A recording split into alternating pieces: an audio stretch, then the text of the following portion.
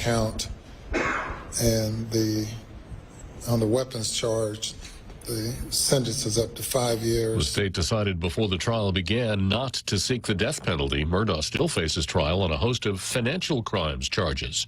Secretary of State Antony Blinken has met with Russia's Foreign Minister Sergei Lavrov on the sidelines of the G20 summit in New Delhi. This was a rather brief encounter that the secretary took advantage of to convey clearly and directly messages that are important to the United States and, in many cases, to the rest of the world. State Department spokesman Ned Price, the summit has ended with no consensus about the war in Ukraine.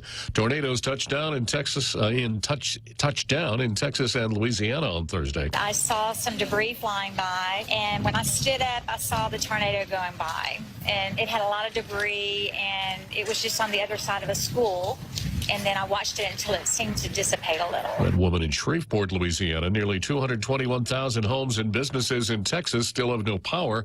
National Weather Service says the Arklatex region and parts of western Mississippi are under an increased storm threat overnight. California's had so much rain and snow in the last few months, the U.S. Drought Monitor says more than half the state no longer in a drought condition. America is listening to Fox News.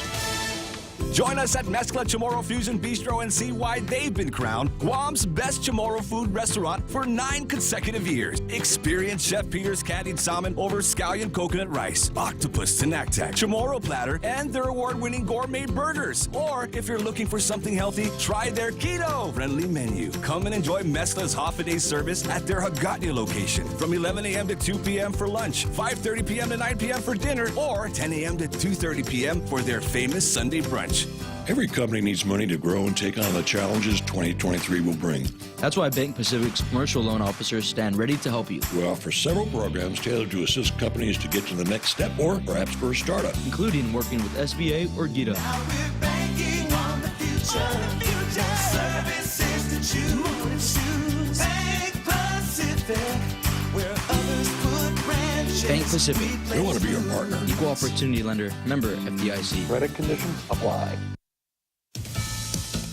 The U.S. intelligence community has concluded an ailment that struck hundreds of U.S. Foreign Service workers was not the result of hostile activity. A 2-year investigation by the U.S. intelligence community into the cause of Havana syndrome found no evidence of a foreign adversary's involvement and concluded U.S. adversaries do not have this type of weapon, but the dozens of victims take issue with the intelligence community's finding. In reading the report, there's a myriad of errors, mistruths, twisting of the truths.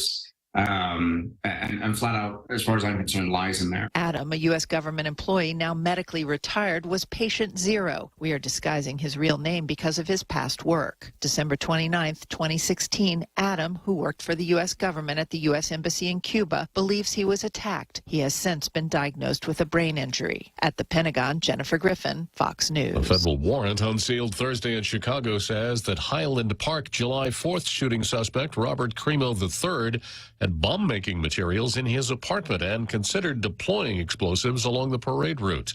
7 people were killed when police say Crimo opened fire on the parade from a building's rooftop.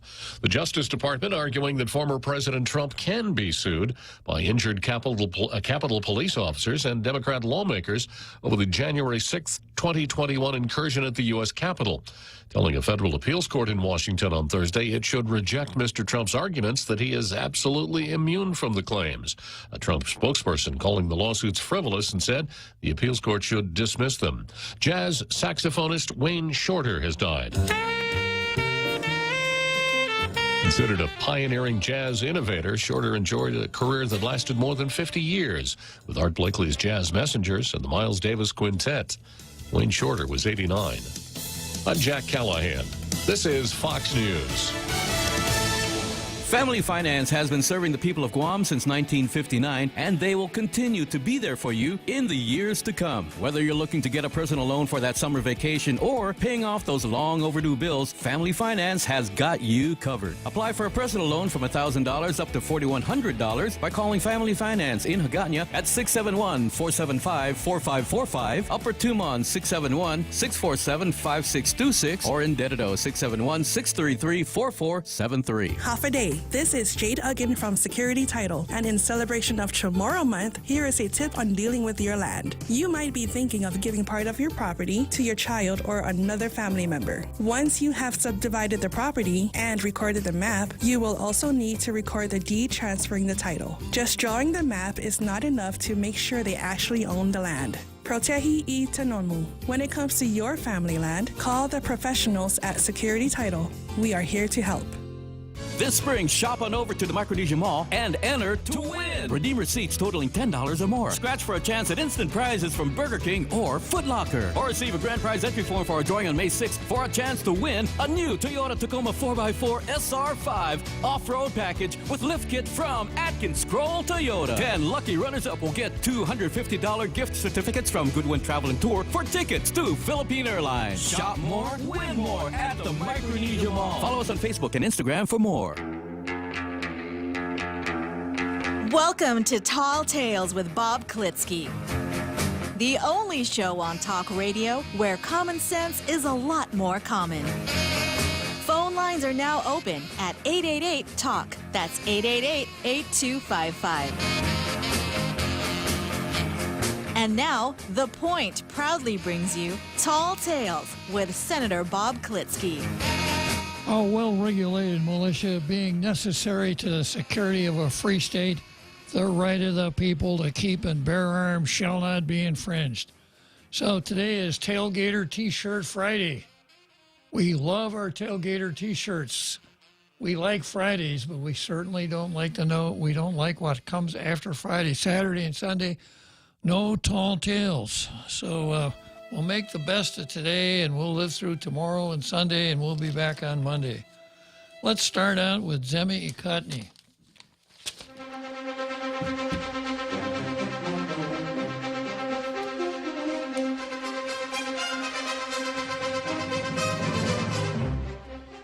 I can probably summarize the content of this editorial with some advice that my mother, may she rest in peace, gave to me when I was probably 10 years old, when she said, "Bobby, when you cross the street, look both ways." Yeah, good advice. And here's the headline of today's Daily News editorial. Our view, beware of surroundings. Keep an eye out on pedestrians. So far this year, Guam has had 4 traffic fatalities, all during the month of February. On February 7, a driver was killed when his car collided with a trash truck on Route 15. A few days later, a pedestrian in a crosswalk at the ITC intersection was hit and killed by a vehicle. On February 22 at the ITC intersection, once again, another pedestrian walking to take care from the ITC building was killed when a Ford truck made a right turn. I got to stop here and say this ITC intersection is extremely dangerous. It's the worst. It is. You know, one time a lady was driving north on Marine Corps Drive and was attempting to turn left on what we used to call Hospital Road.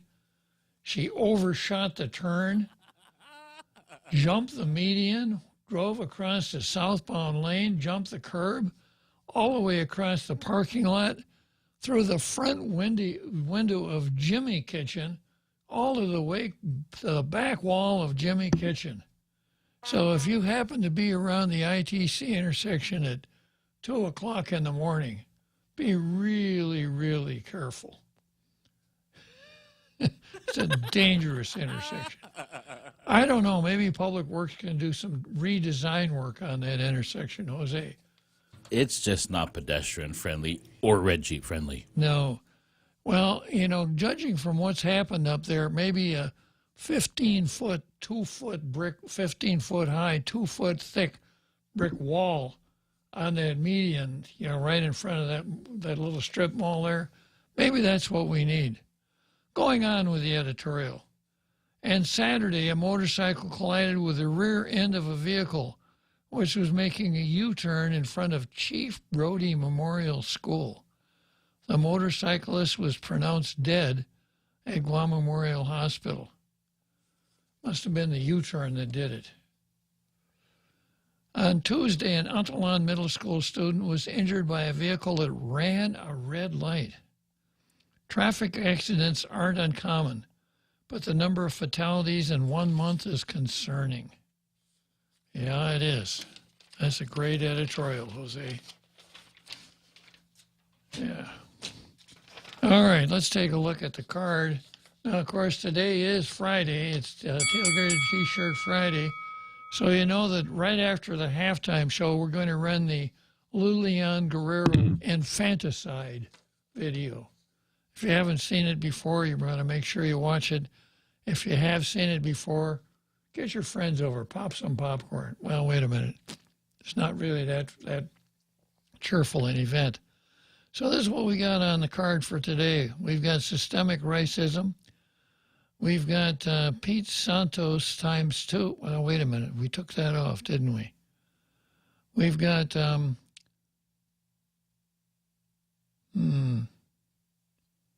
we've got the Employers Council versus marijuana, Brandon versus Democrats, the Attorney General of the United States versus Garland,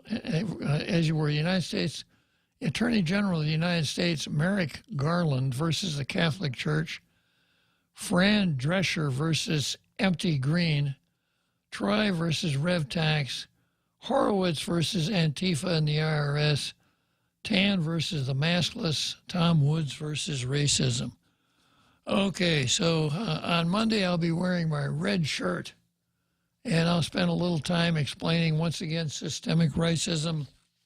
Then, as for today, look at this picture, look at the color of the rice in the bowl, and if you see that the color of the rice is red, then you need to go to your nearest ophthalmologist and tell him you need to have tailgater glasses made up because you're actually chromatically challenged.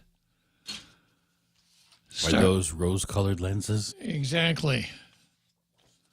Exactly. Of course, if you're an attorney, you don't have rose-colored glasses, you have dung-colored glasses. You can put those glasses on and you can see every bad thing that could possibly happen 400 miles down the road. The opposite of rose-colored glasses.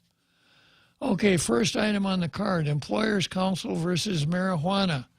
Now, you know, for the last probably 10, if not 15 years, the legitimatization of marijuana has taken full force here, not only in Guam, but all over the United States. And marijuana has more champions nowadays than the New York Yankees. Marijuana is such a wonderful thing. It's good for everything from dandruff to fallen arches and athlete's foot. It has medicinal values. It's non-injurious, etc. That's been the campaign to legitimatize marijuana. And the media cartel has gotten on the right side of it. If you want to be cool, you have to talk about smoking a joint. Because if you're not, you're not cool. So I'll confess, I'm not cool. I'm not part of the legitimatization of marijuana. I start out with this proposition. Marijuana is a scheduled drug, according to our national government, and it's federally, nationally criminalized. Now, my sense of federalism is a little bit offended by having the national government tell us what we must criminalize. On the other hand, we do have Article 1, Section 8 that says the United States government can the Congress can regulate commerce. So it's clear that the national government could regulate interstate shipment of marijuana or maybe even interstate advertisement of marijuana. But whether or not it's within the power of the Congress to regulate possession of marijuana in one of the individual states, now, I know what the courts have said, but the courts also gave us Wickard versus Filburn, which said that a guy who raises his own corn and does nothing with his corn but feeds it to his pigs can be fined for violating the Agricultural Adjustment Act, because although he's not placing his corn in interstate commerce, by not buying his corn in interstate commerce to feed his pigs, he's affecting commerce. Therefore, the Commerce Clause is effective. In other words, the Commerce Clause applies so broadly that it means almost nothing. So that being the current state of the law, my first approach to marijuana is take it off Schedule 1. If it has medicinal value, let's put it on Schedule 2. Let's find out if it has medicinal value. If it does, we know how to regulate medicine. We've got a Food and Drug Administration. We've been doing it for over 100 years. If it has no medicinal value, then let's make that clear. So we have on Guam, we started out, the initial delegitimization was media figures, undelegitimizing it, making it legitimate.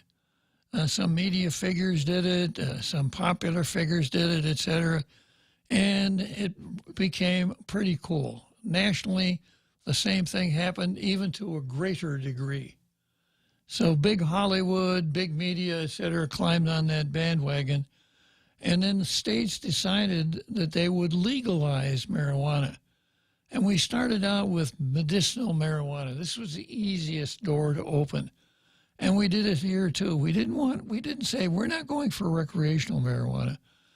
But there's a lot of really good anecdotal evidence out there that marijuana is good for a lot of physical and mental ailments. So we need to have medicinal marijuana. So we tried that out, and we got in the middle of it. We found out we needed a lab. We needed all kinds of things in order to make it fly. And we decided, well, no, that's just too hard. But people still need medicinal marijuana. So what we'll do, we'll just say that possession of small amounts of marijuana and the commercial sale of marijuana is okay. Then people who need it medicinally will be able to buy it. We won't have to go that long, long route. So we backed into recreational marijuana. We found out that that's even harder than what we thought. So the current law is that you can raise a little bit of marijuana for your own use. You can't trade it. You can't sell it. I guess you could probably give it away. But all of a sudden, we're now in a situation where saying territorial law says you can smoke marijuana. You can eat marijuana. You can vape marijuana. And of course, the laws have never criminalized the use of it. They've criminalized the sale of it and the possession of it. But now that's not against territorial law. So the next thing is this. Well, some places will not hire you if you're not a drug-free workplace. So they're going to make you take a drug test. They're going to make you pee in a jar. And if analysis of your urine shows that you've used marijuana, then you're probably not going to get the job. This is true of everybody who goes to work for the government of Guam and a lot of private sector employees. Obviously, the national government, the armed forces. If you're in the National Guard, you show up for a weekend drill someday, and you'll be in formation, and you'll be marched to the nearest latrine, and you will take your turn going inside, filling up the jar, and handing it over. Random drug testing. You don't know when it's coming, etc. So it's not an unusual thing. Now, some of our enlightened senators have said what we need to do is change the law so that use of marijuana is not a bar to employment, because a lot of people can't get hired because they test positive. I was just talking to a guy a couple days ago who hires a lot of people, and he says it's so hard. It's hard to get people to show up for the job interview, and if they do, so many of them can't pass that drug test. It's really hard to hire people. So here's an article that ran in today's Post. Testimony mixed on banning cannabis tests for employees. A proposal to prohibit testing for marijuana as a condition of employment or other matters received mixed testimony from stakeholders. Is it stakeholders or joint holders, Jose? Yeah, I guess it's stakeholders. Thursday, while several lawmakers expressed opposition to the measure. It is a joint effort, though. Yes, it is. Yeah. Yeah, but with some of this negative testimony, this whole bill is liable to go up in smoke. Yeah, and you know, if that happens, the main sponsor of the bill, Won't Parkinson, is liable to be the butt of a lot of jokes, Jose. He won't be standing in the weeds any longer. No, sir. 637, introduced by Senators Won't Parkinson, Dwayne San Nicolas, and Vice Speaker Tina Rose Munga Barnes, would ban mandated testing for marijuana as a requirement for employment, housing, education, or government service unless required by federal law. Now there's a switch. Required by federal law.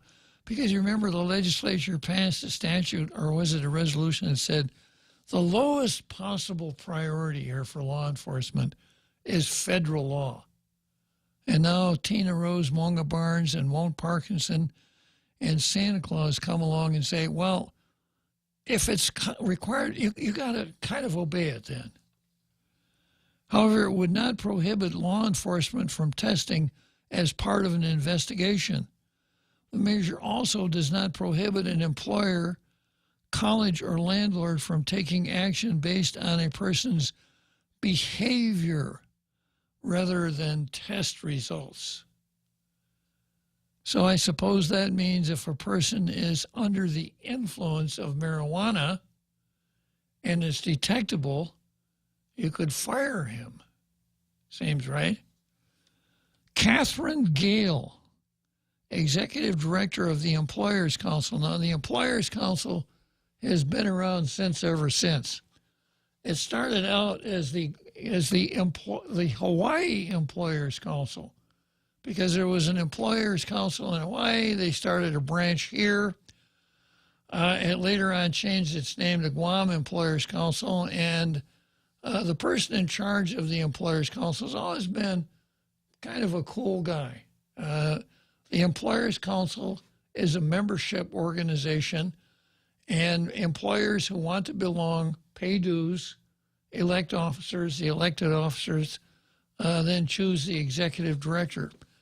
I've known every director of the Employers Council, except the current one. I guess I'm kind of out of touch. The one that I knew the best was a guy named Bill Gibson. Yeah. Famous for a lot of things, one of which is being the father of the legendary Ray Gibson. So Bill ran the Employers Council for quite some time. And the Employers Council's job was to keep employers up to date on what's going on with personnel and labor rules. So they put out a newsletter. You could call up, you could get advice. And they really kept good track on what was going on. And, of course, they testified at the legislature. So I've thought the Employers Council has always been a pretty important part of our community. Catherine Gale, Executive Director of the Employers Council, a nonprofit organization, testified against the measure on behalf of the council and its members. According to Gale, drug testing is done primarily because of safety, despite many employers preferring not to test at all because of the hassle and costs associated. The second reason is funding. She added, remarking that regardless of local law, marijuana use is still considered illegal by the U.S. federal government. Marijuana or cannabis is considered a Scheduled I controlled substance under federal law, but has been decriminalized in Guam and many other U.S. jurisdictions. As such, Under the Drug-Free Workplace Act, any organization receiving a contract, federal contract of $100,000 or more, or any grant at all, must have a drug-free workplace policy in place. While Bill 6 includes an exception for drug tests required by federal law, managing that exception would be extremely burdensome and costly for many employers. Well, they got plenty of money, so what, Jose? What's more important, a viable private sector or government employees being able to take a coffee break and smoking a marijuana cigarette? The final key reason to test is liability, said Gale.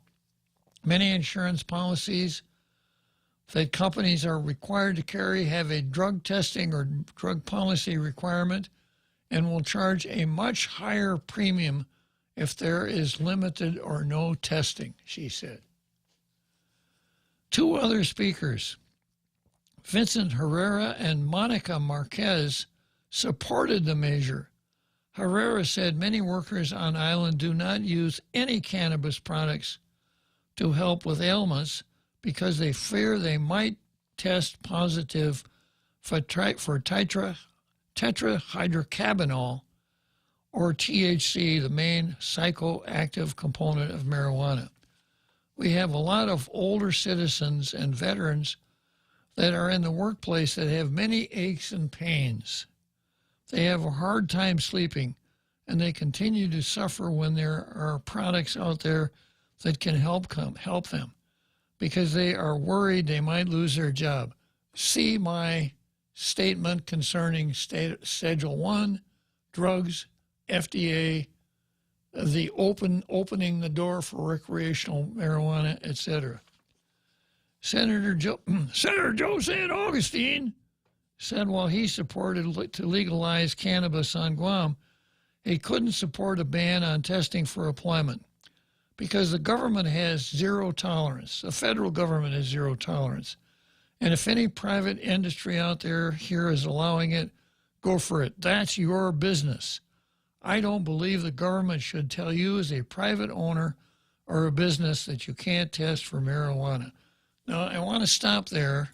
I'll come back to the rest of the article because this is a good focal point for some critical thinking, okay? Now, as an employer, what I'm interested in is I'm interested in this. I'm interested in people who come to work on time, who know their jobs, who are good at their jobs, work hard at their jobs, are dependable, are teachable, have learning capacity, the ability to excel, the ability to climb in the organization which I own. That's what I'm looking for. Now, which one of those traits that I'm looking for is fostered by smoking marijuana? Let me think a second. Yeah, none of them, right? Yeah, so if I as an employer, no, I wouldn't want people who smoke marijuana. So on the let's look at it from that standpoint. From my standpoint as a boss, okay, I've been an employee. I'm an employee as I sit here right now. And my employer, every employer I've ever had has had some rules, like you can't come to work drunk. A lot of places, even when smoking was the norm, you couldn't smoke on the job.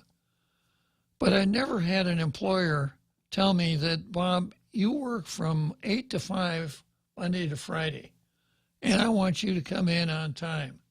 So I don't want to hear any stories about you hanging around Ward's Tavern on Sunday night drinking beer, because I want you here bright-eyed and bushy-tailed on Monday morning. I've never had an employer tell me that. I suspect some might have wanted to. But no, we know that is out of bounds, that you can't tell an employee, you can't regulate an employee's conduct when he's on the job or off the job. If he commits misconduct off the job, you can punish him for it. If he beats up his wife, not on the job but at home, and he's arrested, you could fire him. But you can't. It just seems wrong to me to try to regulate the conduct of an employee when he's not at the workplace. What do you think, Jose? I have some questions, so I'm not entirely sure I understand. I see what you mean about regulating their conduct outside of work. Yeah. But I think I know of some job positions that, not for the sake of regulating outside of the work, but because it could still affect your work, right? There's other conditions like airline pilots, bus drivers, things like that. Yeah. Yeah, well, here's another complicated factor. If the cops pull you over for DWI and make you blow up the balloon, they can tell you right there whether or not you're impaired, whether your blood alcohol level is above 0.08. If a cop pulls you over and there's no way he can test for marijuana to tell if you're impaired. There's no balloon to blow up. So when you pee in the bottle, what they're measuring is the metabolites. When marijuana is metabolized in the body, it creates something called metabolites. And the metabolites remain in your system for as long as a month. Yeah. So let's say a person on the first day of March smokes marijuana, and on the 29th day of March applies it over at Bob Inc. And I say, I'm sorry, I can't hire you. You tested positive for marijuana. Or let's say the guy goes to work for me, and I say, we have a no marijuana use policy here. And during the time he's on vacation, that sort of thing. You see what I'm getting at there?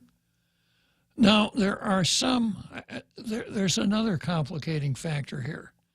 And I think I would label that the risk factor, okay? You've worked in a casino, right, Jose? You've seen a roulette wheel, right? Yeah. You put a chip on number 20, and your chances are, I think, 1 in 37 that number 20 will come up. But if it does, man, you're going to win a pile of money. Well, the risk factor works the other way around. It's kind of a reverse roulette. The risk, the chances of incurring the risk might be small, but the stakes are so high that you don't want to risk it. So the one sure way to make sure that airline pilots are not under the influence of marijuana is to do random testing. And that isn't even sure.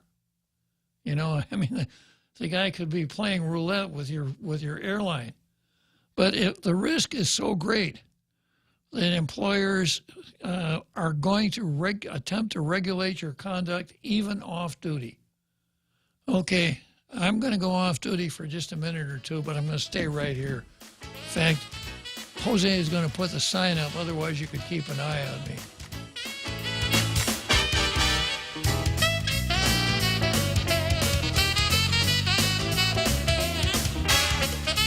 Half a day. This is Jade Uggan from Security Title, and in celebration of Tomorrow Month, here is a tip on dealing with your land. You might be thinking of giving part of your property to your child or another family member. Once you have subdivided the property and recorded the map, you will also need to record the deed transferring the title. Just drawing the map is not enough to make sure they actually own the land. Protehi I Tanonmu. When it comes to your family land, call the professionals at Security Title. We are here to help. Listen to The Point anytime, anywhere on Odyssey. Odyssey is your new audio home for all the music, news, sports, and podcasts that matter to you. Find your favorite stations like The Point and discover more. Music stations, local and trusted news sources, sports talk and team coverage, plus today's biggest podcasts. Find it all on the Odyssey app. AUDACY. We now return to Tall Tales with Bob Klitzkie, soaring over the confusion with his superpowers of truth. Call 888-TALK. That's 888-8255. Yeah, so exercise and critical thinking. I start out with the proposition I'm not in favor of marijuana at all. I've said more than once on this show, you look at all the drug problems we have had on this island, the heroin days of the 70s, the drug problems we're having right now with crystal methamphetamine, all the opiates. We understand that fentanyl has reached our island. We have an abundance of drug problems already. So how do we gain anything by legalizing, or at least quasi-legalizing, another mind-altering substance? I just don't see it. If there's a medicinal use for it, we've talked about that already. Otherwise, I say no. For me personally, no. I don't want no stinking marijuana.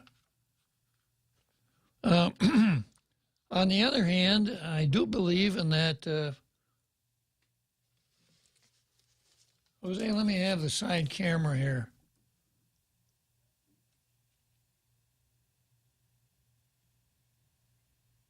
Yeah, here we go. On the other hand, I do love the Constitution.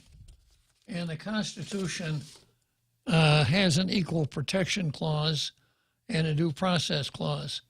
So, especially with respect to employment, you know, we know that we're not supposed to invidiously discriminate against people.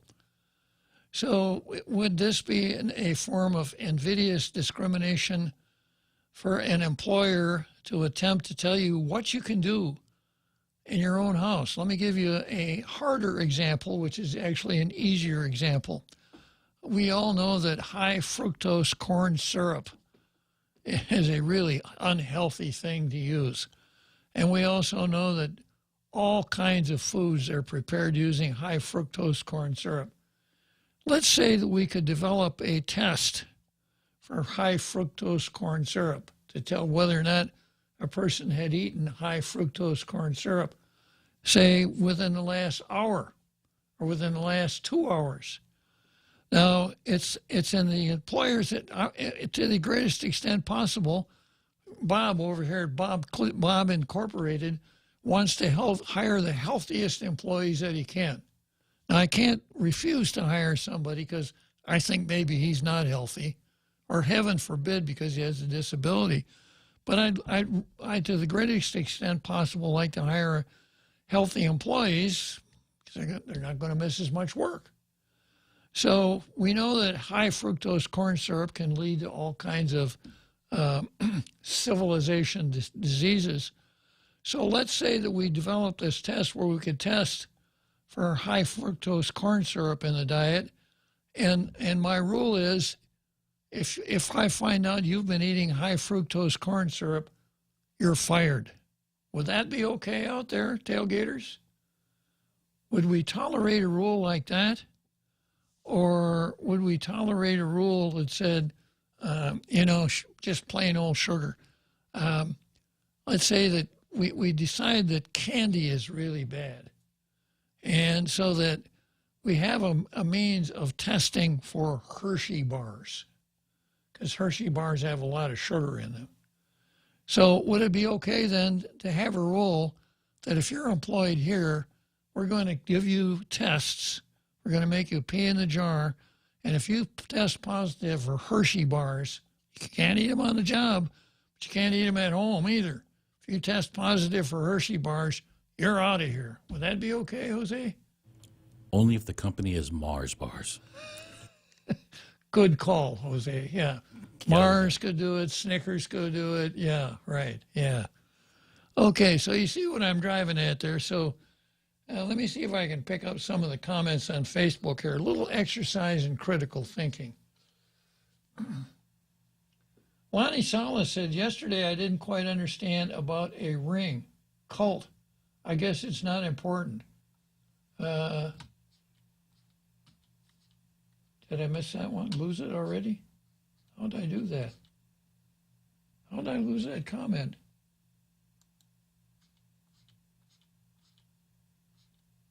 Do you know, Jose?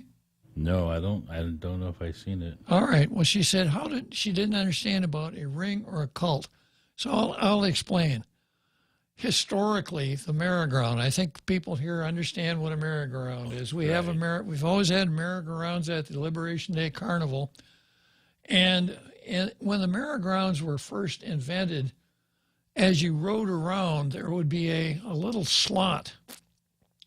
And once every ride, a brass ring would roll down that slot. And if you're riding your merry-go-round horse past it, you grab the brass ring, you got to ride the merry-go-round the next time for free. So that's when I mentioned to another Joe that it was his second ride on the merry-go-round, he must have grabbed the brass ring the first time. And I know that's an old, complicated. How could I expect anybody to know what the brass ring is on a merry-go-round anymore? I don't know how I know, but I have a lot of useless information that helps me out in trivia games. Yeah. Well, if you watch Channel 39, you'll see it come up in old movies every once in a while. Yeah. And then the cult. You know, we're talking about cults all the time, you know, like the Branch Davidian cult, the Manson family. The Manson family. What's Miscavige? The Scientology. Yeah. These cults where people become and Jimmy Jones. Yeah. People get sucked into these cults, and they're the leaders of the cult mend people's minds, so they lose their orientation to reality, and they think that everything in the cult is real. And there have been too many cults where part of the cult routine was to commit suicide. Jim Jones took about 700 people down to French Guiana and set up his little camp there for his cult. I don't even remember the name of the cult. It'll come to me in a second. Jose can probably find it for me. And, you know, it's kind of a quasi-religious thing, and he preached and he taught and everything like that. And then he said, as a member of this cult, we have put Kool-Aid out here for you. You drink this Kool-Aid, and you will then become full-fledged members of the cult. And like 700 people committed suicide by drinking that Kool-Aid. So that explains the cult, what a cult is.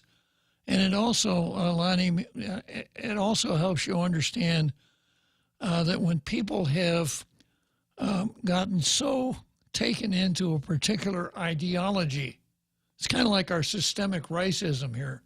They get taken into a particular ideology to the point that they can't see the truth. They can't see reason. They can't see another side. We say, boy, that guy's really drunk the Kool-Aid, right? Yeah, and sometimes it gets you elected governor. It does, yeah. So when I use the word cult here, yeah, I just kind of, you got your horn handy there. I know that a lot of folks out there in our international radio listening audience are wondering, is being a tailgater being a member of a cult? And my response was, well, I don't know, but I sure hope so. Yeah, so I hope that helps you out, Lonnie. It's a cult of personality. Of course, of course. I think it's probably the pride that I have in my humility that it makes it such a draw.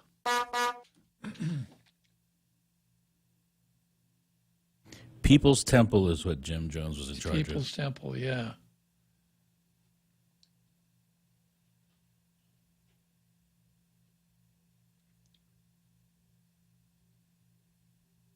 I'm looking through the Facebook comments here.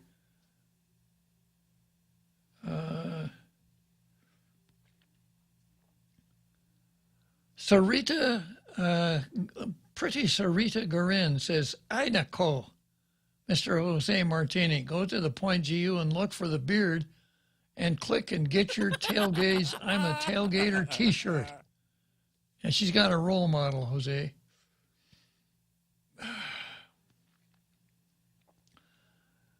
Pete, next time I file your papers, that goes back to yesterday. And then Jose Martinez says, commenting on Sarita's urging him to buy his wife a tailgater shirt and get her in Rogues Gallery. Jose comes back and says, I can't say Mrs. is airing out our dirty laundry because she says there ain't any. Yeah.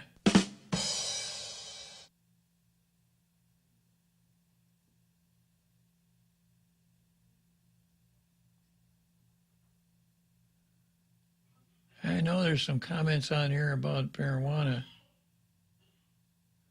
Well, Donna Mila Martinez says it's only 2 months into their service and and the bills are being brought forth are more asinine than anything.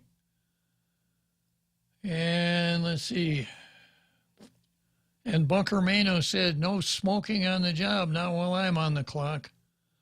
Colin Clark says, Colorado private sector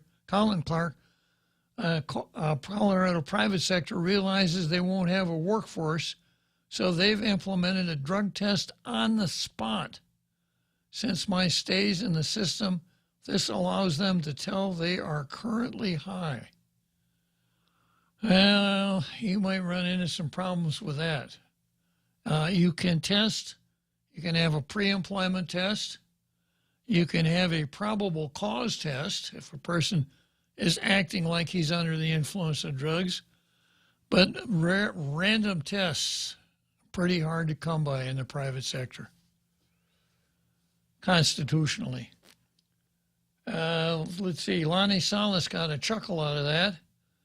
Bunker Mano, alcohol is legal and you can get arrested if you fail sobriety test. Yeah, we know that. And then Lonnie Salas says, Sagan I magahit tihu Bob. So he's saying the truth is here, right? The truth stays here, Uncle Bob. You will get fired from drinking alcohol on the clock. Absolutely. It's if the employer requires a drug screening for employment, you have to decide whether you want the job or smoke marijuana. It's Bunker Mano. It's just a common sense thing. And, as I said, this is an exercise in critical thinking. So the fact that you can't get a job in a lot of places might have a deterrence effect on smoking marijuana. I say that's good. The fewer people that smoke marijuana, as far as I'm concerned, the better. Okay, but you remember my old thing about not using the government's back scratcher to scratch your own back? The fact that I'm anti-marijuana doesn't mean that I think that all of the coercive force of our territorial or state governments should use to put in place something that I personally favor. Colin Clark, I was employed at a company that did random straight drug testing facility. First carload of 9, 7 failed for the marijuana. For meth management was freaking out because they won't have a workforce if all were fired. Okay, let's take a short break here. We'll come back to marijuana.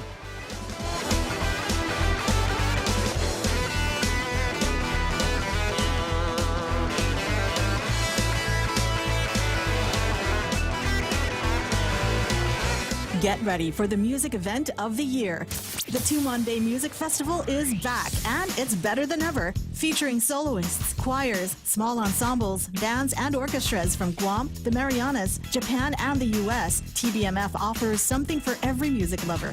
TBMF 2023 is the place to be this March. Festival events will take place at various locations on Guam, so be sure to check out the schedule on tbmfguam.org. TBMF is a production of the Guam Philharmonic Foundation. See you there. Always here to help you. This island is our home. Through the years, we've been a friend to the neighbors we have known. Now we're banking on the future. Services to choose. Bank Pacific, where others put branches, we place roots.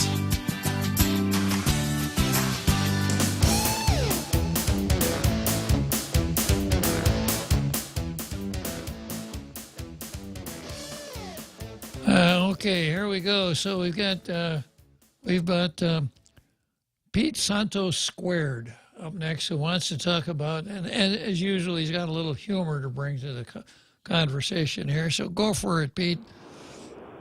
Yes, I don't like to do any drugs. I've never done any drugs, but I really do love that song "Mary Jane," that from the '70s, I think it is. It's just a real catchy tune. But notwithstanding the paraphernalia song, I think we've spoke about this before. That I was in Utah on a mobilization, and I attended a continuing legal education program out there while Utah was struggling with their decision on whether or not to follow suit with the other states and legalize marijuana. And they brought in experts from other states, the early states that had done it, and so also the federal experts to give a talk. And it was very interesting. My takeaway from this talk was that today's marijuana is not the same as your grandfather's marijuana. So all the lessons learned from the states that implemented it, were not or did not foresee in the beginning what legalizing would do, because after it became legal and people can dabble with it, they started to concentrate it, and they started to do other things with it and put it in other forms. I did a block on that, Pete, and what they've able to do now is they take the plant and through various processes are able to take the tetrahydrocannabinol out of it, so they can infuse other products with it, so that what you think is marijuana is not a plant product at all, and it can be super strong. That article was so powerful that I found out that the principal of one of our schools had his classes listen to that episode of Tall Tales. But go on, Pete. Right. Yeah. Anyways, I had a live and let live attitude towards marijuana, because growing up, it was all around me. It didn't bother me. I didn't want to use it. I never tried it. Like Bill Clinton, I didn't even inhale. So, what do you call it? What we're talking about today is not the same the stuff that we're talking about from yesterday. So all the things that convinced us that it was going to be okay, that has all changed. So we got to look at it, from today's perspective and from today's lens and from today's realities. Like I always say, I want to think about things and talk about things honestly and intelligently. So when you hear people use those same old arguments like it's natural, it's from God, it's da da da da da, that's your grandfather's marijuana. Today's marijuana is a little different. Now, I'm not saying I'm totally against it, but it's just got to be regulated properly. I'd like to hear your comments on the civil liberties aspect of regulating an employee's conduct off duty. Well, it all depends on like Jose had mentioned. What is your occupation? Are you a doctor? Are you a surgeon? Are you a pilot? Well, let's go back to my hypothetical. Let's just say it's Bob Inc. And we don't do any of that critical stuff like that. But I would prefer not to hire anybody who smokes marijuana, because I think they'll be better workers. So what are the... Go ahead. Yeah, if it's Bob Inc., then, you can regulate, or you can make a decision to hire or not hire, depending on, what aligns with the values of your organization, as long as it doesn't touch upon the fundamental rights as identified by the U.S. Supreme Court. Well, let's say I'm a vegetarian, and we've developed some means of testing whether or not a person ate meat. And I say, if you come to work here and you test positive for sirloin, you're out of here. Guilty. Oh, well. Is that okay? Beef is not a fundamental right, right? Beef is not a fundamental right. So you can you can make that a restriction all you want. Okay, putting aside the constitutional interpretation, what is your attitude towards employers exercising that kind of power? Well, I wouldn't want anyone restricting my right to run my business the way I want to run my business. So I wouldn't impose, my values or anybody else's values on anyone. If I started a business and I wanted to, I don't want people wearing pink shirts off duty, right? Then I think that, that might go into freedom of expression. But anyways, some other hypothetical. I want to be able to run my business the way I want to run my business. So I don't want to restrict anybody else's ability to run their business the way they want to run their business within limits, right?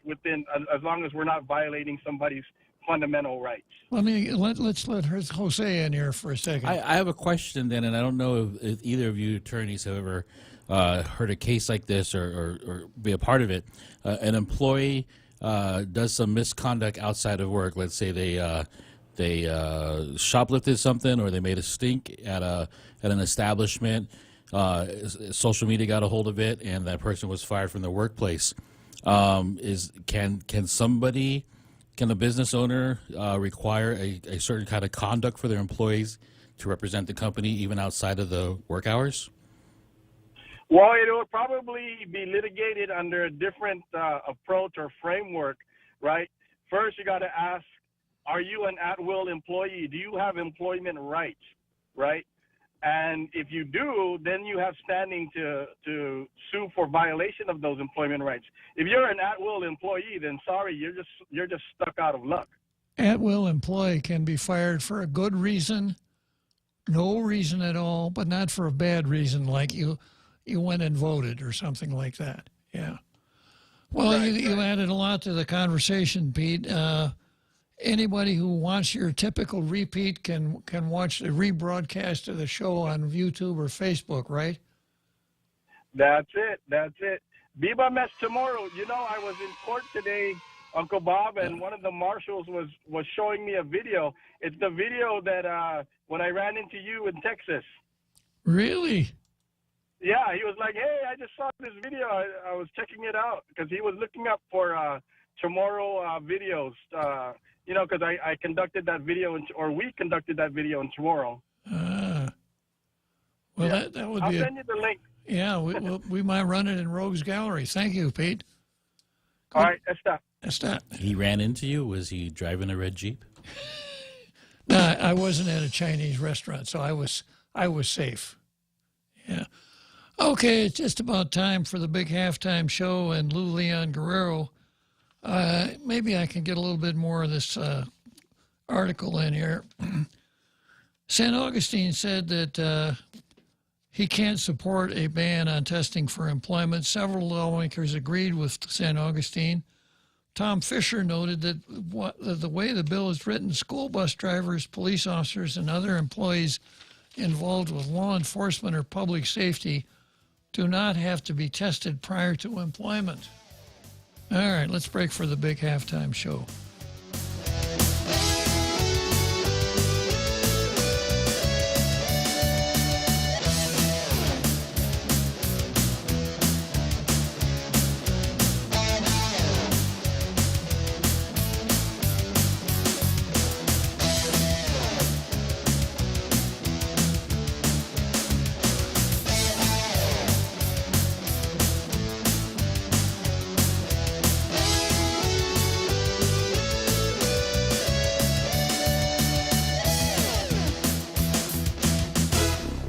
The Point is KUSG, Hagåtña, Guam, 93.3 FM and 104.3 HD3. A swift jury decision. I'm Jack Callahan, Fox News. In the double murder trial of former South Carolina attorney Alec Murdaugh. The jury needed less than 3 hours to reach its verdicts. The State versus Richard Alexander Murdaugh, defendant. Indictment for murder. Guilty guilty.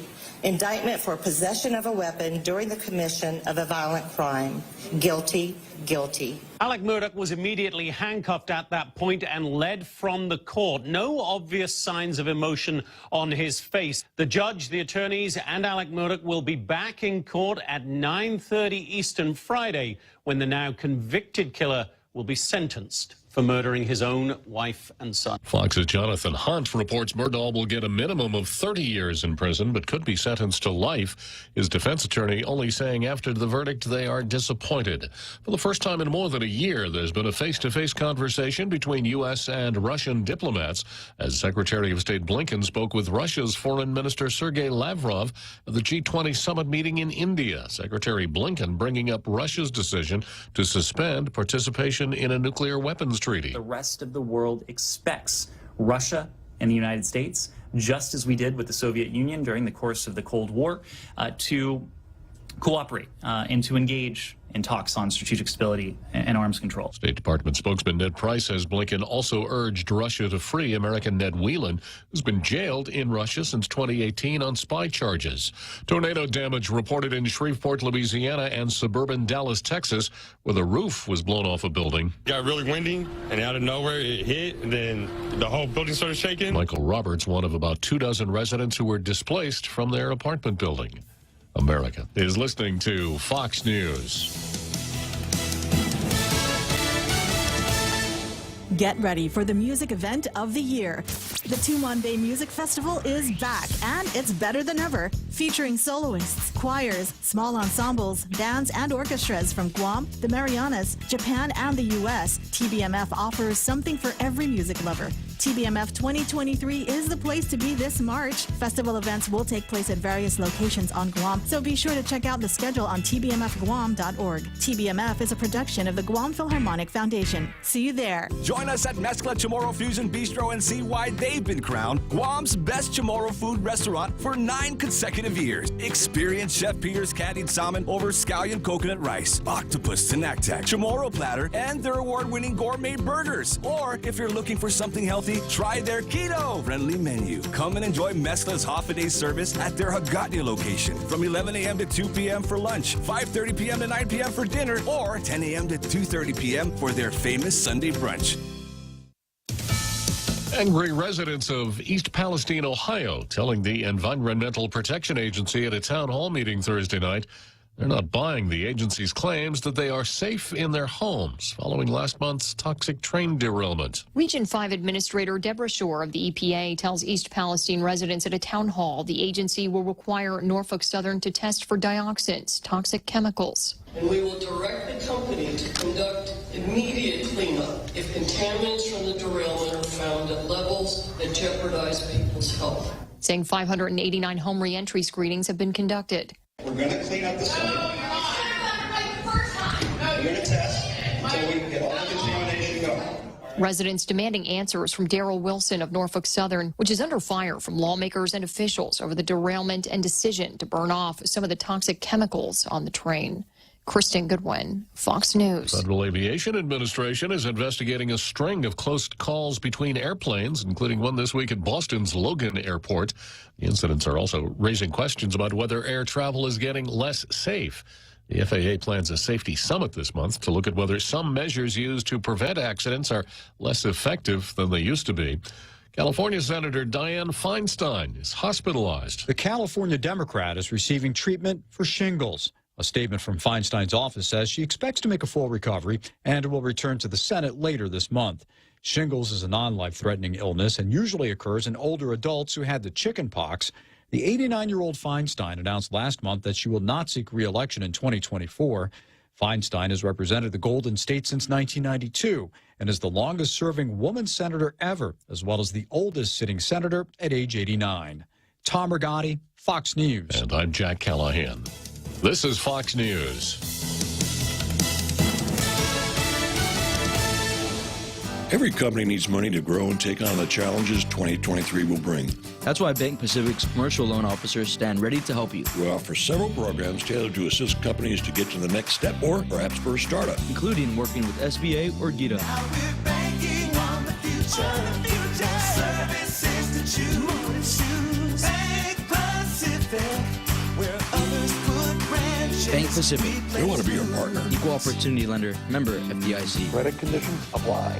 This spring, shop on over to the Micronesia Mall and enter to win. Redeem receipts totaling $10 or more. Scratch for a chance at instant prizes from Burger King or Foot Locker. Or receive a grand prize entry form for a drawing on May 6th for a chance to win a new Toyota Tacoma 4x4 SR5 off-road package with lift kit from Atkins Kroll Toyota. 10 lucky runners-up will get $250 gift certificates from Goodwin Travel and Tour for tickets to Philippine Airlines. Shop more, win more at the Micronesia Mall. Follow us on Facebook and Instagram for more. Half a day. This is Jade Uggan from Security Title, and in celebration of Tomorrow Month, here is a tip on dealing with your land. You might be thinking of giving part of your property to your child or another family member. Once you have subdivided the property and recorded the map, you will also need to record the deed transferring the title. Just drawing the map is not enough to make sure they actually own the land. Protehi I Tanonmu. When it comes to your family land, call the professionals at Security Title. We are here to help.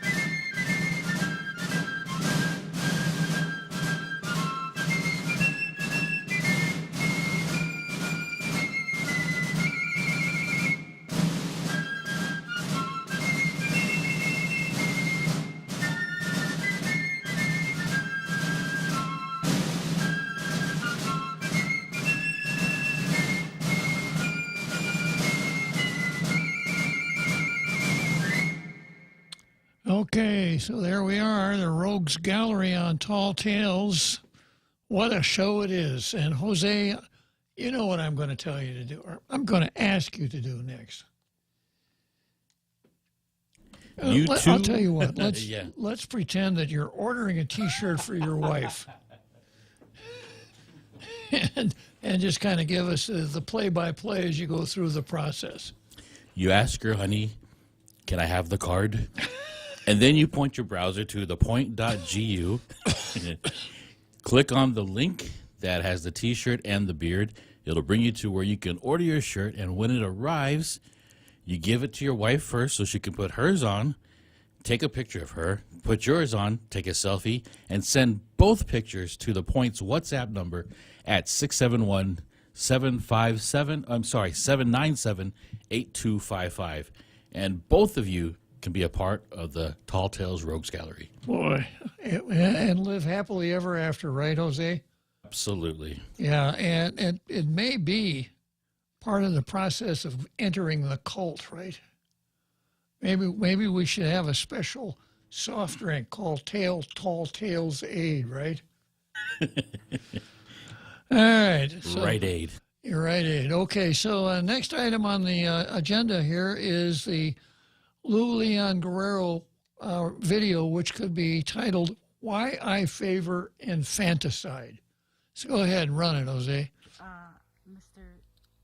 Chair and members of the committee, good afternoon. My name is Lou Leon Guerrero, and thank you so much for the opportunity to share with you some of my thoughts and comments regarding Bill 195-32. I am aware that there is already federal legislation that addresses the issue at hand, thus making this legislation unnecessary. As I read the bill, what was glaring to me is that you are now walking into the realm of medical practice that is not your area of expertise. By passing this bill, you're saying to me that you are allowing a special interest group to say that you and they know better than the experts in obstetrics, family practice, pediatrics, neonatology, and medicine. By way of this bill, you have taken away the discretion, the responsibility, the acumen, and the judgment of that medical professional who is on the ground experiencing the circumstances and is more equipped to make the decisions. There are medical standards vetted through scientific research and medical knowledge that govern the practice of doctors and guide them in making their decisions. By way of this bill, you have said to our doctors, who are well respected and highly regarded in our community, we have no confidence in your ability. This bill not only diminishes the medical profession, but it further carries them to jail by criminalizing them if they refuse to abide by the mandate. By way of this bill, you have affirmed that doctor to have committed aggravated murder, and for that crime, we will put that doctor in jail for life. And by the way, they will rot in jail because you are not eligible for parole, work release, or educational programs outside the confines of prison. If this bill passes, we as a community, through your representation, will have mandated a government policy that ignores medical expertise and puts not only our doctors, but also our nurses, medical assistants, our physician assistants, and any health professional present at that event, and we're putting them in jail. These health professionals are treasures. They are valuable resources. We are working hard to recruit and retain them, and now we send them a message that they may end up in jail for practicing their profession.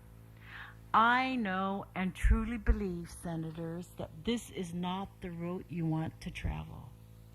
This bill is very anti-quality of life, because it does not consider the expense that the family will incur as a result of mandating treatment that most likely will not result in a quality of life outcome for the infant. Instead, what this bill does is it will burden the family with enormous medical bills. On the conservative side, if care and treatment is given for a year, that family or the government, if the infant becomes a ward of the territory, will at a minimum pay $273,000 a year just on hospital room charges. This does not include pharmaceuticals, medical supplies, and health professional time. So it will be $273,000 plus a year. This means taking away limited resources that could be used by others that may have a better chance of a quality of life. I know that some will say you cannot put a price tag on life and money should not be a factor. But the reality of the situation is the family, the government, does not have the human and economic resource to provide the care that is required to sustain a life that medical science will tell you is not living a quality of life. You struggle daily to meet the challenges of healthcare cost. We saw that with the hospital and health insurance debates that you guys made. And now this bill will further add on to the challenges when it does not have to. Lastly, I would like to make this comment. We all have a greater challenge in our island. The community's more concerned on how we can decrease our unemployment rate of 13.3%. We are very concerned on how we can work together to provide more jobs because our job growth has been stagnant over the last 5 years. We are very concerned about access to health care. We are very concerned that we are not screaming to the federal government to include us in the health insurance exchange so that we can have affordable health care to everyone. We are very concerned about how we can provide affordable housing to many first-time home owners. We are extremely concerned about the rising crimes we see today. People do not feel safe in their homes. Women are scared to go to the grocery stores alone because they fear that they could be robbed in the middle of the day. Employees do not feel safe in their work environment. Domestic violence is on the rise. Sexual assault of minors and rape cases are on the rise. You have in your campaigns pledged to work on these issues. You were all voted to help address these concerns. The issues you ran on were why you are my senators. Most of the voters did not vote for you based on whether you are pro-choice or pro-life. Please, let's get back on track to the more compelling issues at hand that have a greater impact to the quality of life of our people. I ask that when you are considering this bill to seriously consider the negative consequences of this piece of legislation that I have just enumerated. Please talk to as many people as you feel is necessary. Talk to the experts that can give you factual and objective information. I trust that you will do your due diligence, and I know that you will act in favor of the greater good of our community. And in so doing, you will arrive to the conclusion that this bill should not pass. Thank you, Mr. Chair. So there you have it. The Lou Leon Guerrero, I favor infanticide because it saves money show. And of course, this is a good time to remind folks of the immortal words of an attorney, Vanessa Williams, who said, "It's impossible to separate our choice of whether and when to have children from every other choice in our lives." So it's just a cost-benefit analysis. And we have, I think we've heard this phrase so often that we've kind of taken it as irrefutable. That is that you can't put a price on human life. Well, you can if you're pro-abortion. You can put a price on human life. And the price doesn't have to be very high. You know, like if you can't get an abortion in the town in which you live and you've got to go somewhere else, that's just too high a price to pay. Yeah. So the value judgment that our governor brought to the members of the legislature in her testimony are that, you know, if a human is not going to have quality life, then it's okay to kill that person, even after the person has left the womb. Now there's just no arguing about their stance that as long as that baby's in the womb, you could kill it with carefree abandon. Now she made an interesting distinction that this is not just about pro-life and pro-choice. This was not an abortion bill. This is a bill, like you said, of a baby already born. So it's a matter of pro-life or pro-choice. Is she saying that choice can be made outside of the womb now? She is. She is. And you talk about a slippery slope. Once you decide, I mean, it's bad enough as it is, but once you've made the decision that once a baby is born, if the learned heads decide that that baby will not have a quality life, then it's okay to kill it. Well, if we don't respect life from the get-go and from the moment of birth, what can we expect later on in life? And how do we expect our society to function very well And we've had 50 years to find out. And we know the answer to that question.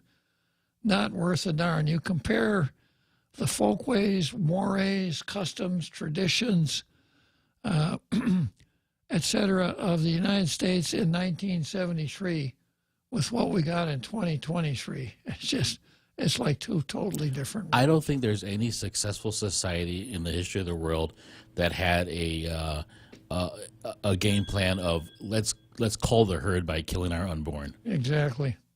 They don't exist anymore. No, we've had societies that practiced human sacrifice, and we've always thought, oh, how barbaric, until we started doing it ourselves.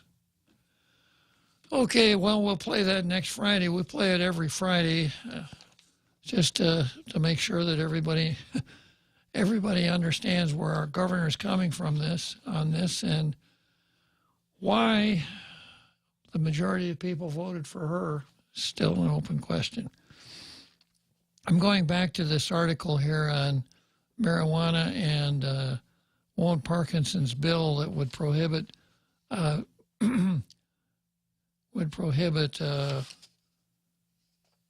cannabis tests for employees under many circumstances. And here we go. The Employers Council, this is Tom Fisher. The Employers Council, I agree with your position, especially for private employers. I'm going to rely on their ability to run their own businesses. And if they choose to believe that an individual who shows up and is testing positive for marijuana is an impediment to the way they want to execute their business, that's their right. And to do so is entirely legal and entirely constitutional, Fisher said, adding that he would not support Bill 6 because of the danger it presented to the community. Tello Taitigui noted that she also supported legalizing cannabis because of the medicinal qualities, adding that her sister died of cancer, but it was at least able to see the legislation passed. With regard to Bill 6, Taitigui said she did not support it because it infringed on private businesses. However, Taitigui said she did support some type of regulation in the government of Guam that would allow medicinal use of marijuana. Well, I wouldn't even support that, Jose, until we've got something that looks like the truth or facts, not just everybody's anecdotal experience. Oh, yeah, I had a really bad backache and I smoked a marijuana joint. I was fine. Yeah, that's great. I know some medicine for after you shovel the snow when I was up in Connecticut. It was a bottle of brandy. Uh-huh. Very medicinal. Very medicinal. Okay, however, as you were, Joanne Brown also did not support the measure, stating that she supported drug testing, particularly for test-designated positions. Barnes noted during the hearing that pre-employment cannabis testing is banned in Nevada and New York. That's amazing. New York, not so much a surprise. Nevada, yeah. Gale, however, said those laws are new and there hasn't been enough time to see how implementation is playing out. At the same time, Gale said other jurisdictions are stepping back from implementing those bans to further research the implications. Yeah, I should have asked Pete when I had him on the phone. But Pete, don't those bans infringe on the doctrine of substantive due process? And now debunk theory that gave us Roe versus Wade. Near the conclusion of the hearing, Barnes stated that there's federal legislation introduced to schedule marijuana to Schedule 3, and that the administration of Joe Biden is also looking into the matter. You know, if I could advise people in public life, I think I'd give them this advice. Figure out some other way to express yourself than saying, well, I'm looking into the matter. I can't think of a more useless phrase than that. And it pops up all the time. Chief Ignacio, when he was questioned about the affidavits and search warrants unsealed in the federal court a couple of weeks ago, said, Well, yeah, we're looking into that. Yeah, that's great. I take a lot of comfort from the fact that you're looking into it. Okay, next item on the card is Brandon versus Democrats. But it looks like maybe I've got Won't Parkinson trying to get into the card here. Now, somebody wants to talk about the new hospital. And that somebody would be Ken LG. We have, Jose, we haven't heard from Ken for quite a while. And Ken is a regular caller, so he knows how to get in between items on the card and talk about something that's not on the card. So good for you, Ken. Way to play it. Thank you. I just finished watching the debate over Bill 1237, the one that requiring that the legislature approve any leases the government of Guam enters into with the federal government, targeting the land out in Manilo. Uh-huh. And what is so interesting, the whole time I'm listening to the comments from Vice Speaker Barnes, I'm reminded of the old axiom, verbal contracts aren't worth the paper they're written on. Because we have the Speaker and Chris Barnett talking about actual documents they have received where the military is declaring the land excess. And then we have the Vice Speaker assuring us the governor has had conversations with this person and that person and this person.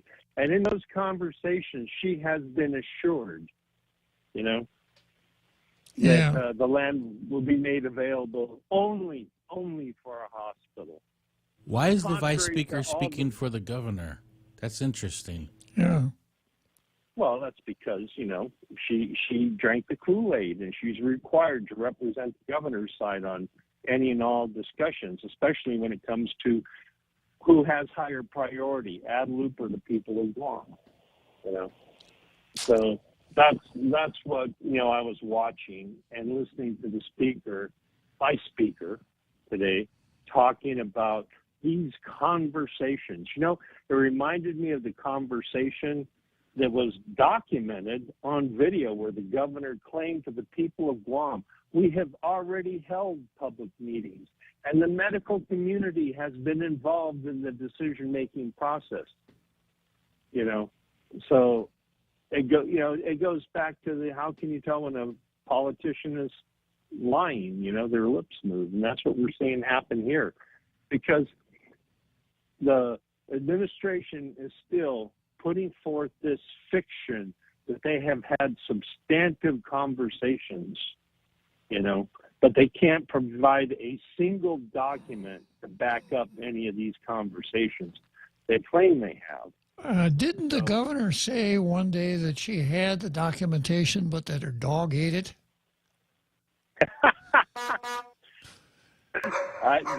That's what happened. What happened. A whole 1,000-page file got eaten by her chihuahua. Uh-huh. You know how that happened. Yeah, it's just that, here we have a report from the Army Corps of Engineers that says if you spend $21 million fixing these things, you will bring the building up to code and the existing Guam Memorial Hospital will be able to serve for decades until such time as we figure out what we want to do, if anything. It kind of reminds me of the Calvo administration when they had a report that said to bring the Manuel F.L. Leon Guerrero up to code and state of the art. It was going to cost $1 million, for wiring, plumbing, cabling, phone, elevators, and all that. It was going to cost $1 million. And Calvo said, no, we can't afford it. So he spent $800,000 to tear it down. And then all the government agencies had to go out and spend about $1 million a year in rent. Yeah. We're looking at the same sort of thing happening here. Instead of spending $21 million to fix the hospital now, to serve the people of Guam now, instead of waiting 10 to 15 years for some pie-in-the-sky dream that most likely will never happen, all we have to do is look at Simon Sanchez, How long is that thing's been going? Since 28, I think. 28 or 2010. You know, I don't know if I can wait 15 years. You're going to live forever. I'm kind of that kind of constitution. I'm kind of a short timer in that respect. But yeah, good points, Ken. Yeah, but I mean, right now, people are going to Guam Memorial Hospital every day. And we were just listening to testimony from Senator Frank Bloss, where a family member, one of their family members died because Guam Memorial didn't have some basic medical equipment. It reminds me remember Dr. K, when she testified about the corruption at the hospital, and she talked about how she went out and bought her own equipment because Guam Memorial Hospital couldn't afford a $60 endoscope. Yeah. So she had to go out and buy her own tools, That's where we need to be focusing. We need to be focusing on the here and now for the people here and now, And the only way that's going to happen, I think, is if enough people, get involved in this process, because basically what we have is we have the loyal core of Adelup supporters in the legislature that I believe will only pass this bill by 8 votes so that the governor can veto it.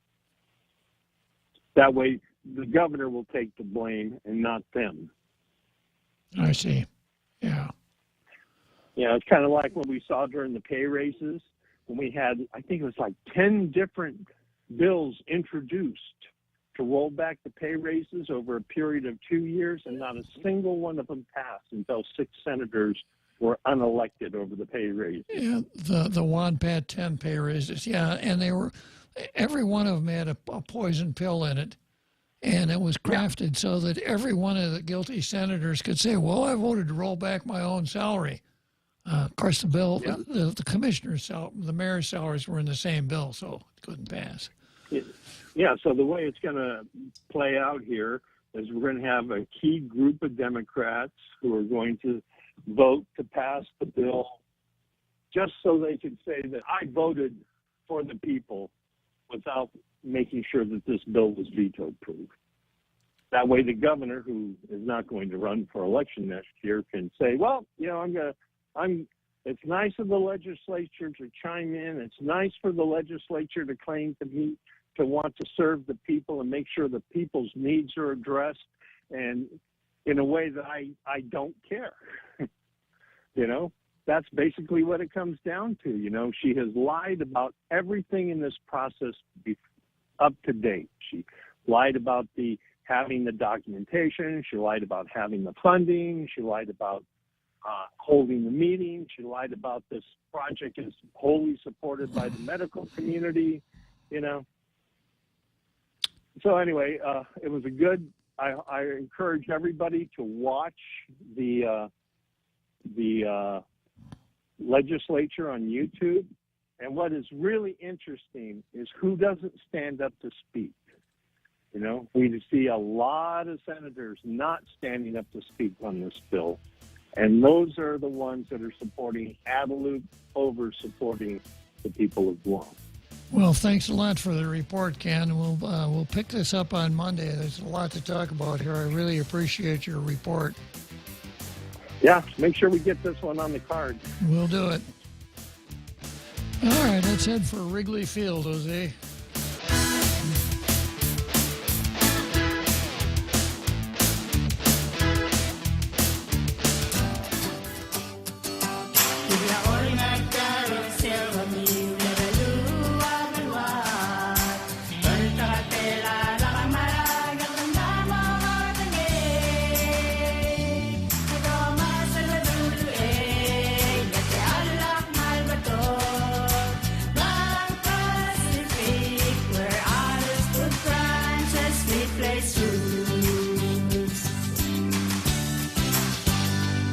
Get ready for the music event of the year. The Tumon Bay Music Festival is back, and it's better than ever. Featuring soloists, choirs, small ensembles, bands, and orchestras from Guam, the Marianas, Japan, and the U.S., TBMF offers something for every music lover. TBMF 2023 is the place to be this March. Festival events will take place at various locations on Guam, so be sure to check out the schedule on tbmfguam.org. TBMF is a production of the Guam Philharmonic Foundation. See you there.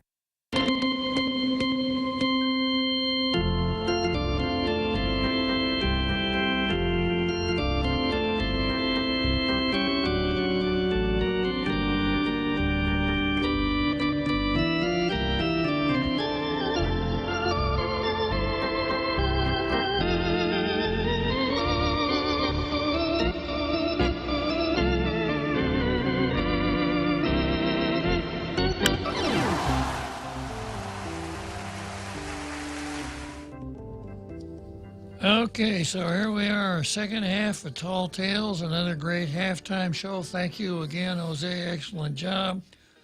And we pick up on the next item on the card. It's Brandon versus Democrats. And this deals with a relationship between the national government and the District of Columbia.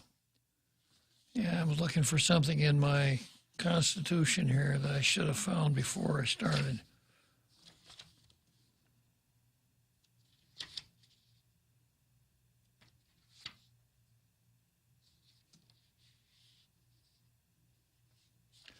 Anyhow, this is an article that ran in The Hill, and it goes like this. House Democrats blindsided as Biden changes tune on D.C. crime bill. House Democrats were infuriated and taken aback by President Biden's announcement on Thursday that he will sign a resolution to nix the District of Columbia's crime bill. The crime bill has come under heavy criticism from Republicans and centrist Democrats. But last month, 173 House Democrats voted along with what they thought was the White House's stance that Biden would veto the resolution in an attempt to stand up for the district's, quote, home rule. Instead, Biden made the revelation to the Senate Democrats during lunch on Thursday. Now, this article is not complete because it talks about a lunch that Biden had with the Senate Democrats, but the article doesn't tell us what they had to eat. Yeah.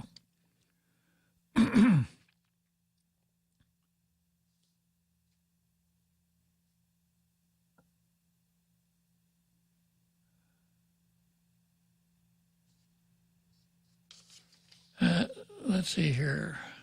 And in the process, angered their colleagues across the Capitol complex.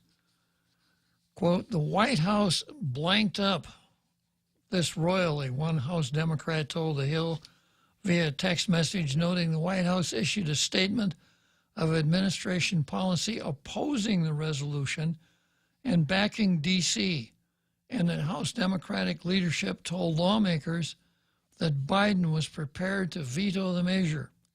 The declaration from the Office of Management and Budget called on Congress to respect the District of Columbia's autonomy to govern its own affairs. So a lot of us who are allies voted no in order to support what the White House wanted. And now we are being hung out to dry, the lawmaker continued. And then I'm just going to say, let's go, Brandon, but you know what I'm really saying. It's one of the Democrat congressmen said, let's go, Brandon. Amateur hour. Head should roll over at the White House over this. The House Democrat added multiple lawmakers were extremely pissed about the situation. Representative Pete Aguilar, the number 3 House Democrat, issued a rare rebuke of the White House during a Punchbowl News event at the caucus retreat in Baltimore, saying that Biden's move was disappointing. It's disappointing for me and anybody who believes in home rule. Honestly, I'm a former mayor of a city of 70,000, and I wouldn't want the federal government coming in and telling me what city ordinances to pass. So I think it's disappointing in that context, Aguilar said. Now, this guy, Aguilar, is keeping an eagle eye on the District of Columbia. I voted against it, but I understand and respect the president's position here. Aguilar, the former mayor of Redlands, California, continued. Redlands, California. I wonder what color their city shield is, Jose. It's orange. Yeah. We'll see. The Senate has to pass that and know that they've said they have the votes, but all those things have to happen. But it's disappointing for those of us who believe in home rule. An aide to a House Democrat who opposed the measure texted the caucus is a little shocked by the move. Okay, now here's what it's about. The crime bill passed by the District of Columbia City Council, which is kind of like the District of Columbia's state legislature, after Washington passed the D.C. City Council unanimously in January, after Washington, D.C. Mayor Muriel Bowser vetoed it. Now the mayor of D.C. is kind of like a state governor. The city council overrode the veto 12-1. Among other things, the bill would eliminate most mandatory sentences and lower penalties for a number of violent offenses, including carjackings and robberies. It would also expand the requirement for jury trials in misdemeanor cases. So you can see that what the D.C. Council did is what liberal state Democrat legislatures and city councils are doing all over the country. But apparently had a sane mayor who vetoed it, went back and the city council overrode the veto. Now, in the District of Columbia, you'll remember the Congress had the ability to recognize an area 10 miles square that wouldn't be a part of any state as the national capital. And that's Washington, District of Columbia. So, in effect, the Congress is the city council for District of Columbia, and the president is the mayor. But they've and that's the way it was for much of the existence of the district. They enacted the District of Columbia Code, etc. But on a couple of occasions, the most recently happened in the 70s, Congress delegated that authority to the District of Columbia Council so that the District of Columbia Council can make laws that are applicable in the district, just like the legislature of Nebraska can make laws that are applicable in Nebraska. Governor approves or vetoes, the mayor of D.C. approves or vetoes. But the difference is this, that Congress can pass a law and void that district law. And that's what the shouting about is here. Now, so they really softened up their criminal code. In a tweet, Biden specifically mentioned the issue of carjackings. As of Thursday, there have been 94 carjackings in D.C. in 2023. Almost 100 carjackings in 2 months. And one thing that the president believes in is making sure that the streets in American communities across the country are safe, and that includes D.C. That does not change. White House Press Secretary Karine Jean-Pierre told reporters on Thursday. Leave it to Karine, right? When it comes to what this proposal brings forth, which is really lowering penalties for carjacking, he, being the president, doesn't believe that's going to keep our communities safe, Jean-Pierre added. Nevertheless, the move still left Democrats with a sour taste in their mouths. Yeah, because you can see where this is going, right? Today has been a sad D.C. for home rule and D.C. residents' right to self-governance. Delegate Eleanor Holmes Norton. Now, Eleanor Holmes Norton is a D.C. delegate to Congress, just like Jim Moylan is our delegate to Congress. They represent their jurisdictions. They can do everything but vote.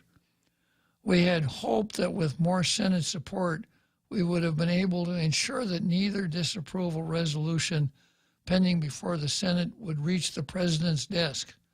But with a nationwide increase in crime, most senators do not want to be seen as supporting criminal justice reform. So there you got it, right? Even some of the Democrats in the House wanted to override D.C. home rule. So you got two political principles here. I'm for D.C. home rule. I'm fighting against crime. Okay, now when these members of the House run for re-election in 2024, how many people from the District of Columbia are going to be voting for them? This is trigonometry, right? Yeah. 0. Exactly. I have a feeling that in Nebraska, the concept of D.C. home rule is not going to be very important, right? There's another factor. I've seen the media plugging this as the Republicans in Congress. It's their bill. Of course. And that's why it's not being supported by the Democrats in Congress. Yeah. Yeah. But it is being supported By some, but not all, Yeah, by some. By the ones who probably live in states that are pink or purple anyhow. The other ones are crying, decolonize D.C. Exactly, yeah. And D.C., by the way, one of D.C.'s slogans, or one of their talking points is, just give us the same deal you gave Guam.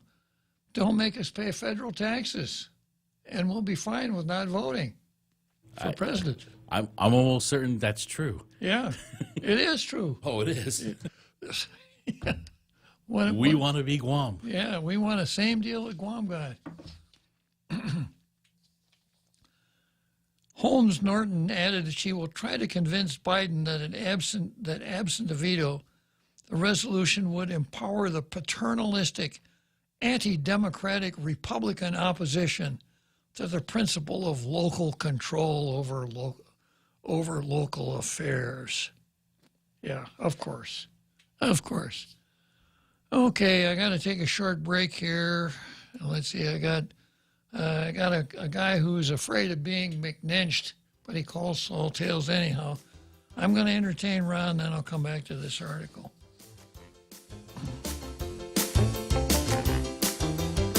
Join us at Mezcla Chamorro Fusion Bistro and see why they've been crowned Guam's best Chamorro food restaurant for 9 consecutive years. Experience Chef Peter's candied salmon over scallion coconut rice, octopus tinactac, Chamorro platter, and their award-winning gourmet burgers. Or if you're looking for something healthy, try their keto-friendly menu. Come and enjoy Mezcla's half-a-day service at their Hagåtña location from 11 a.m. to 2 p.m. for lunch, 5:30 p.m. to 9 p.m. for dinner, or 10 a.m. to 2:30 p.m. for their famous Sunday brunch. Half a day. This is Jade Uggan from Security Title, and in celebration of Chamorro Month, here is a tip on dealing with your land. You might be thinking of giving part of your property to your child or another family member. Once you have subdivided the property and recorded the map, you will also need to record the deed transferring the title. Just drawing the map is not enough to make sure they actually own the land. Protehi y Tanonmu. When it comes to your family land, call the professionals at Security Title. We are here to help.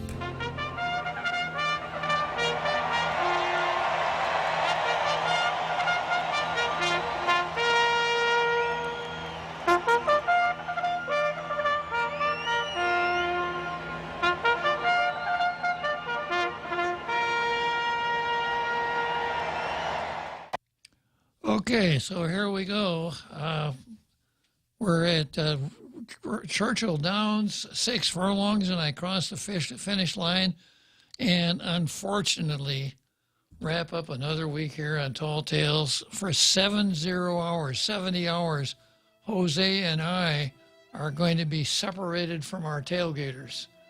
It's going to be tough. I know it's going to be tough on all you out there in the international radio listening audience, too. But take heart. We'll be back on Monday. Okay, Ron, that was bad news. I know you're going to suffer through the weekend just like Jose and I do, but Monday will arrive. Hey, Hump Day Senator, Hump Day Guam. Yeah, Washington, D.C. actually exists under an Organic Act also. They, of course, they're a federal district. But the interesting thing about Washington, D.C. is this is nothing new for struggling with Washington D.C., particularly for the national government, because really Newt Gingrich, I think, back in the 1990s, wanted to limit Washington D.C. strictly to just the buildings for the Capitol and give all of the rest back either to Maryland or to Virginia, because he was tired of all of the nonsense of just the junk that was going on there. It's just very, very unfortunate, because it is such a beautiful city too. That's another thing. And but they have major problems with crime. It's just very, very sad. True enough, and they've tried this home rule a couple of different times, and the reason that we have a capital that's not in one of the states goes back to a bad experience in Philadelphia at the beginning of the country, where there were miscreants in Philadelphia, and the local officials just turned a blind eye on them and let them go because they were mad at, I believe it was the Congress under the Articles of Confederation. So when we see how poorly the nation's capital is governed right now, although I would be mostly in favor of things like subsidiarity and federalism, I would be more than happy to see home rule in District of Columbia abolished forever. Alexander Hamilton, the District of Columbia existing where it's at right now, he was one of the architects of that through compromise. He also helped to split out the state of Vermont from the state of New York is a way of compromising. And so I would hope that we can adopt that principle. We just need some common sense and rationality to address these issues in a deliberate way. I mean, that right now there's not a lot of common sense that seems to be in our governing system, because it's all about feelings. It's not about what is right and what is just and what best protects the interests and promotes the interests of the people. Well, I don't know about the common sense part. I see where you're going, but And if common sense were so common, everybody would have it. Well, it's part of the rules of engagement on Tall Tales, which I just read on the 1st of March. Here's part of it. Don't look for an abundance of, quote, common sense on Tall Tales. Your common sense is what tells you that the world is flat, that iron ships could never float, and that an object that is heavier than air could never fly. So translating that out of Tall Tales, out of tailgaterese into English, Ron, oftentimes... Well, maybe, how about then just good government? I think we could probably agree to that. Oftentimes, common sense describes the prevailing standard of ignorance in a community. So I think perhaps adherence to some of the founding principles of the country and natural law might get us where we want to go faster than common sense. But I appreciate your comment. I'm not going to McNinch you. Well, I've got to say, one other final point is I think that Guam can grow politically if we just decide to. For whatever reason, we've decided not to grow politically anymore. We've stunted the political growth for Guam in terms of our federal relationships, in terms of our ability to govern ourselves. We should have a constitution. We should have all of the things that a normal U.S. jurisdiction has. We should have a district court with a judge with life tenure. Yes.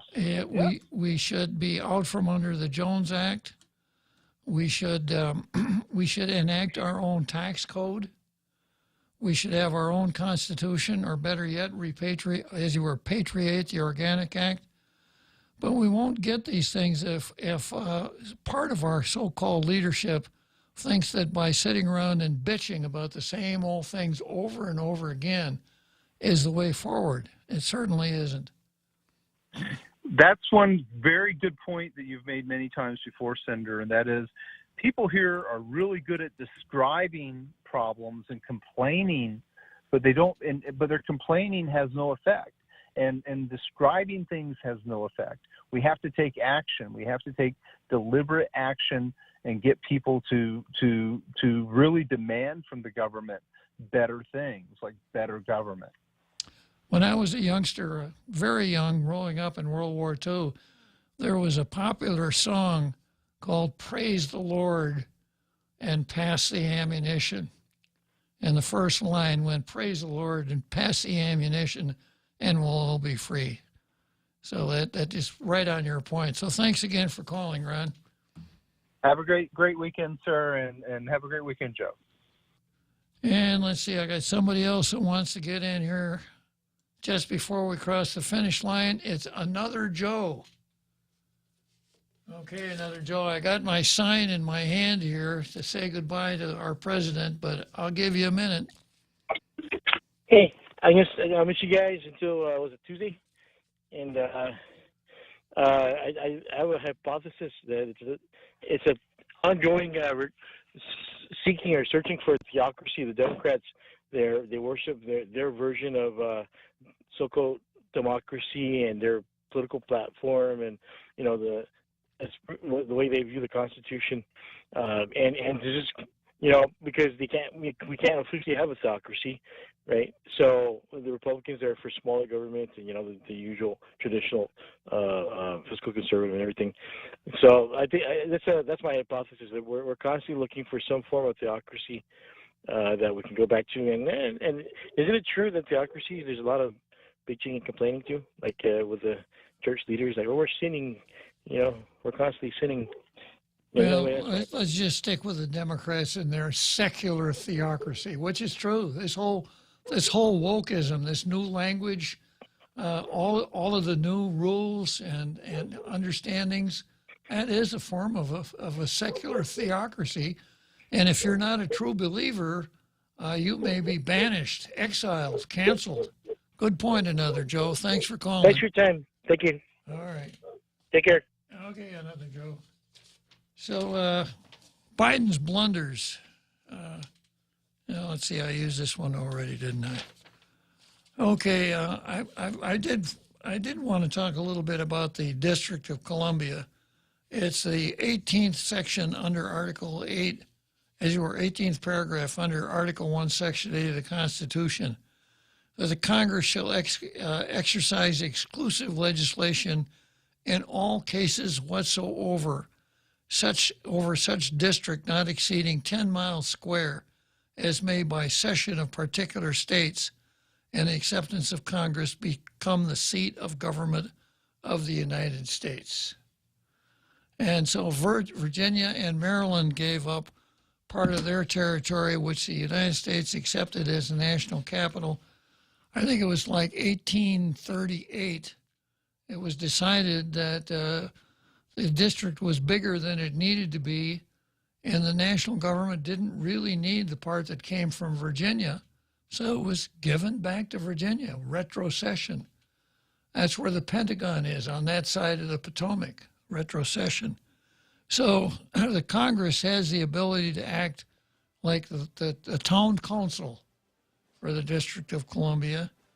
And the point of this article is that it really puts Democrats in an awkward situation. Okay, well, we got to go. We'll be back on Monday at 4 o'clock. See you then. Let's go, Brandon.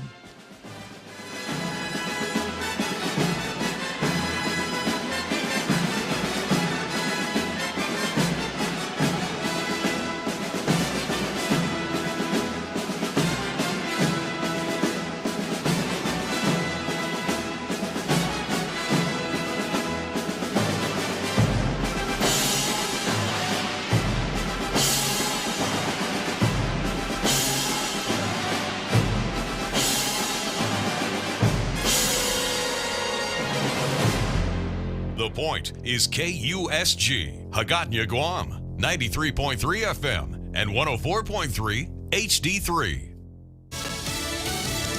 The Murdaugh verdict. I'm Jack Callahan, Fox News. Former South Carolina attorney Alec Murdaugh found guilty Thursday evening of killing his wife and son. The jury needing less than 3 hours to reach their verdict. We had no doubt that if we had a chance to present our case in a court of law, that they would see through the one last con that Alec Murdaugh was trying to pull. State's Attorney Creighton Waters, Murdaugh's defense team says they are disappointed but is withholding further comment until after sentencing, which is scheduled this morning. Murdaugh faces 30 years to life in prison. Severe weather that spun up tornadoes in Texas and Louisiana last evening, moving east. And possibly some additional development out ahead of that main band across portions of Arkansas and into the northern half of Louisiana or so, and eventually even moving across into parts of western Mississippi. It's meteorologist Steve Goss at the National Weather Service. All of Tennessee and parts of Mississippi, Alabama, and Kentucky are under a high wind warning. German Chancellor Olaf Scholz is due at the White House today for a meeting with President Biden. John Kirby of the National Security Council says support for Ukraine will be a big agenda item. We've closely coordinated our support to Ukraine throughout this conflict. Germany and the United States have both agreed to send tanks to Ukraine. The White House says Russian sanctions will be among the topics the two will discuss, in addition to global security as well as challenges presented by China. Fox's Ryan Schmelz at the White House. The G20 summit in India has concluded without a unified position against the Russian invasion of Ukraine. But Secretary of State Antony Blinken did meet briefly on the sidelines with Russia's Foreign Minister Sergei Lavrov. It's the first face-to-face meeting between U.S. and Russian diplomats since the invasion began more than a year ago. The State Department says Secretary Blinken urged that Russia return to the New START nuclear weapons treaty. America is listening to Fox News.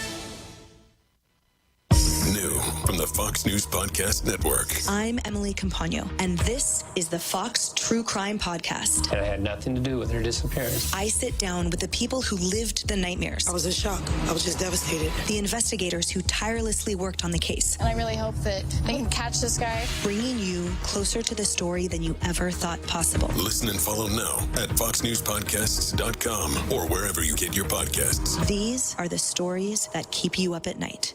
From the Fox News Podcasts Network. Listen to the all-new Bret Baier podcast featuring Common Ground, talking to lawmakers weekly from opposite sides of the political spectrum about the issues of the day and how Americans can find common ground in a politicized world. That's just not happening on Capitol Hill. It takes leadership, right? Yeah, it absolutely does. Along with all your Bret Baier favorites like the campaign, the candidates, the all-star panel, and much more. Available now at foxnewspodcasts.com or wherever you get your podcasts.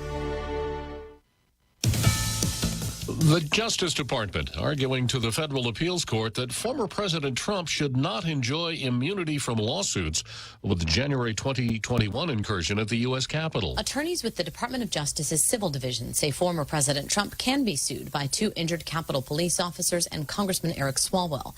The DOJ filed their opinion with the Appeals Court. Trump's team had argued that he's immune from such suits, but a lower court federal judge rejected that claim, saying his speech before the riot was not reflective of any official presidential duties